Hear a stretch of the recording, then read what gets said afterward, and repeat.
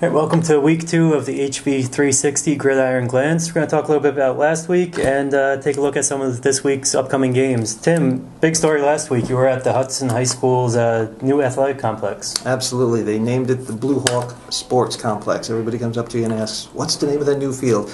It's that, Blue Hawk Sports Complex. Brian, anytime high school football season opens up, it's a great event. But you add in a brand new stadium, and you're up against the defending state Class B champs. What more could you ask for? Just a great night all around. Great crowd on hand. The weather a little bit chilly for my taste, but it gets below 60 and I'm a mess. But just not the kind of game that Hudson wanted to start with. The game was marred with penalties, numerous penalties. You could tell both teams were kind of in that first game mode, ironing out a few kinks here and there. It's still August. It's still, exactly. School hadn't even begun yet, so at that point.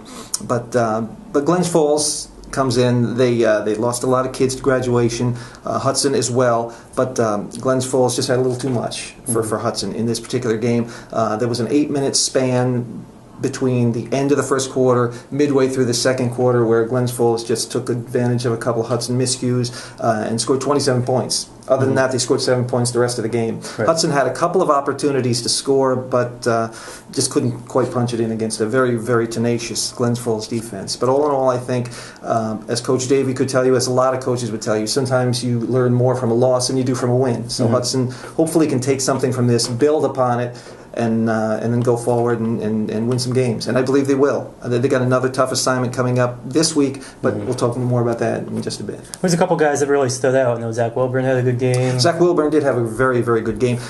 Willie Walker, Hudson's returning All-Rhineford Division Player of the Year, he was kind of a marked man. They're marking him and watching every move he makes. So Zach Wilburn picked up some of the slack. Rushed for 60 yards, played quarterback a little bit, completed a pass. But Willie, like I say, was a marked man. He rushed for 34 yards, and then an unfortunate incident at the end of the game when tempers were starting to flare just a little bit. There was some pushing and shoving.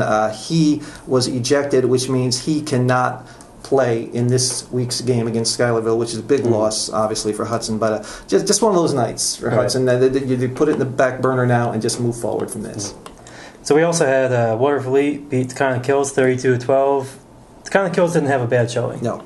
They have a couple guys, I think, that did really well. Shane Bradley, we've been talking about for years. He's been varsity starter since 8th grade. 8th grade. Third year on the varsity now. Now he's a sophomore, 98 yards on 15 carries, 1 touchdown.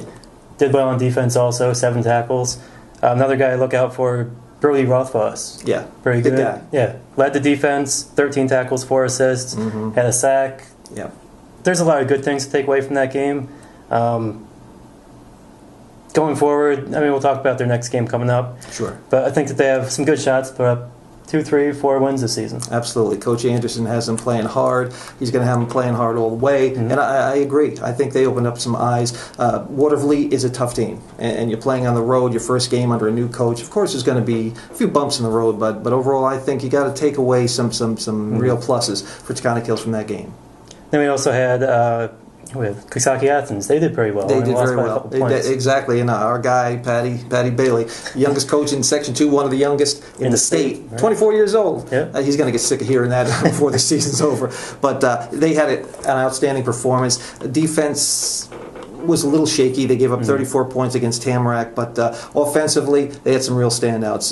The 2 captains, the 2 players that Coach Billy figured were going to be the mainstays for that team, in Mike Constantino, the quarterback, and Justice Middaw, his halfback. Big games.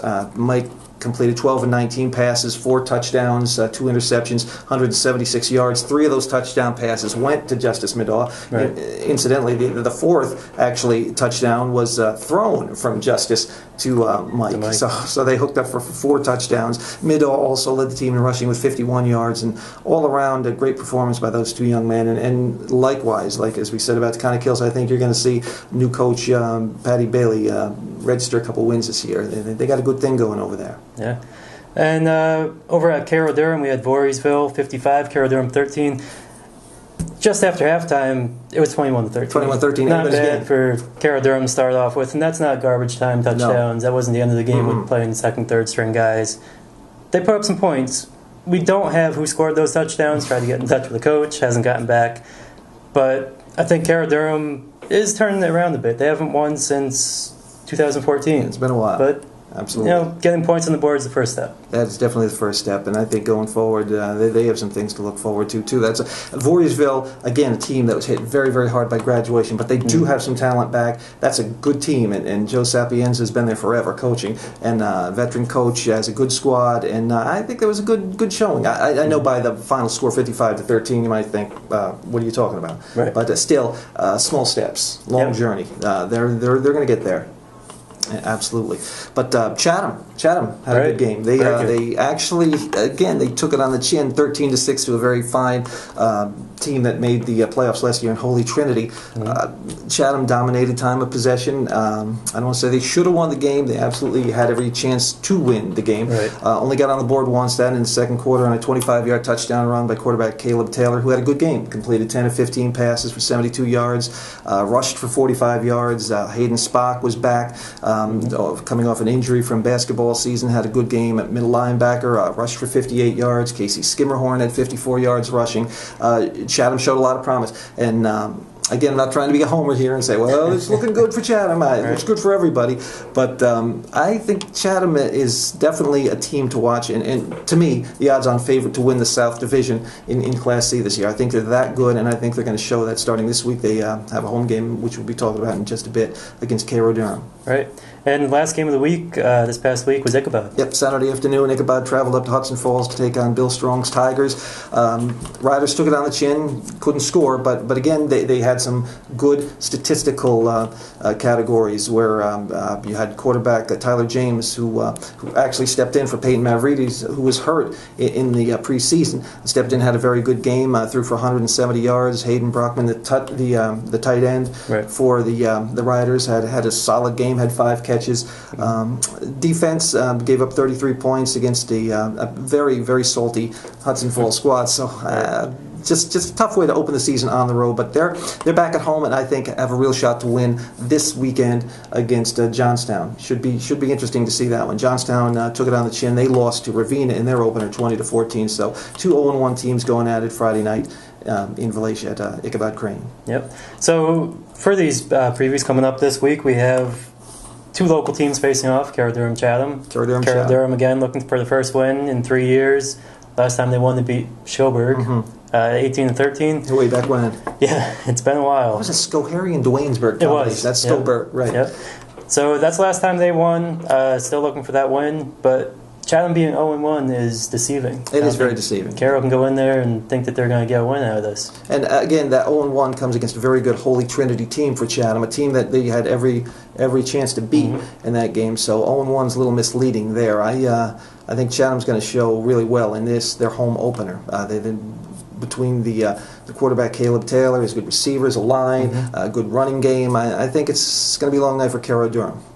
Good, and all of these games are on Friday night, by the way, 7 o'clock. We have Stillwater at Tacona Kills. Stillwater, another tough one for the home team, Tacona Kills. Stillwater is very good. They beat Corinth 50-13 in their opener this past week. But the Titans will show up, and then they'll play hard. You know that for Coach Mark Anderson. Absolutely will. And over at Ravenna High School, where Coxsackie Athens is going to be playing all of their home games, they're going to be hosting Waterville. Waterville, another team that's got a long history of making the playoffs and winning seasons. And Brian Hoffer's got a good squad there again this year. They beat Tacona Kills in that opener, as we just mentioned, 32-12. They're going to come in there just guns a-blazing, looking to make it 2-0. But don't look past Patty Bailey's Coxsackie Athens Indians. They're on the come, and I know they're going to give it everything they've got, and they got a good shot here. Hudson heading out to Schuylerville. Tough games. Oh, those Blue Hawks. Those Blue Hawks got a tough one coming up. From where I sit, I'm telling you, Schuylerville, I think this year is every bit as good as Glens Falls. And that's saying something, because Glens Falls is defending state champs and has a lot of talent on that field. But Schuylerville, certainly no slouch in the talent department. They have this kid Orion Anderson, who was a all-state wrestling champion, who's out for football for the first time this year, had a big game on defense for them against Chalmont.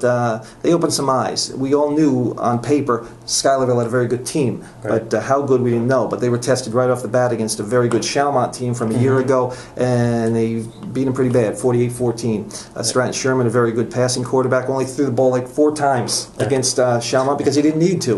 You've got an outstanding running game, a 148-yard effort by Derek Wilson. Paul Harshberger is a very good player. They get him doing a jet sweep. He had 120 yards.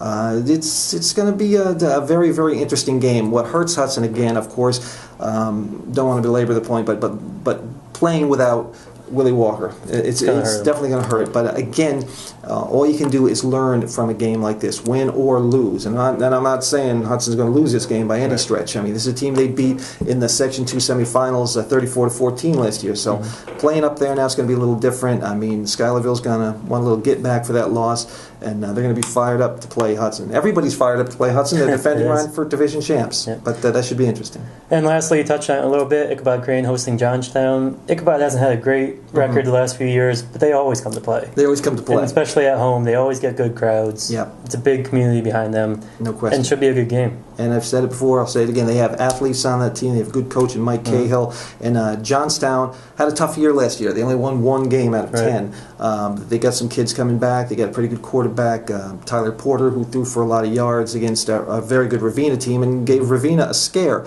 So they're no slouches. But I really think Ichabod's got a shot in this game. They're home, and as you mentioned, they'll have a good crowd on hand to cheer them on. And I think that's a game Ichabod absolutely can win. All right, so we'll see you next week on the HV 360 Gridiron Glance. Hopefully we'll have a special guest to talk to for a bit. Absolutely. And we'll see you then.